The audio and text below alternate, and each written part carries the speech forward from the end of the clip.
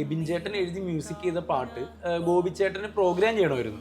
അപ്പൊ ഗോപി ചേട്ടൻ പറഞ്ഞു, ബിബി എനിക്ക് ആ പാട്ട് അറിയില്ലല്ലോ, എബിന്റെ പാട്ടല്ലേ, അതെങ്ങനെയാണെന്ന് ഒന്ന് പാടിയിട്ടേക്കാൻ പറഞ്ഞു.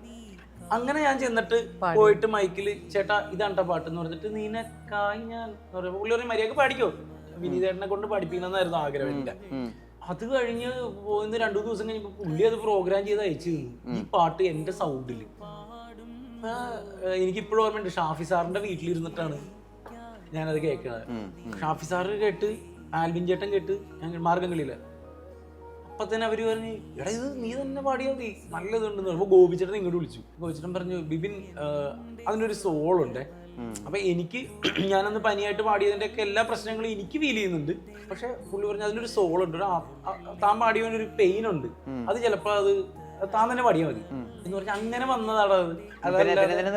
ആ പടം ഇറങ്ങി കഴിഞ്ഞ ശേഷമാണ് ആ പാട്ട് ഹിറ്റായെന്ന് അറിയാം. ഞാനാണ് പാടിയെന്ന് തന്നെ ആളുകൾ തിരിച്ചറിയാൻ കുറെ സമയം എടുത്തു. പിന്നിപ്പ എന്താണ് അതിന് കിട്ടിയ ഗുണം എന്ന് പറഞ്ഞു കഴിഞ്ഞാല്, ഞാൻ വീണ്ടും സ്റ്റേജുകളിൽ പാടാൻ തുടങ്ങി. ഞാൻ ഒരു സമയത്ത് നിർത്തിയതായിരുന്നു.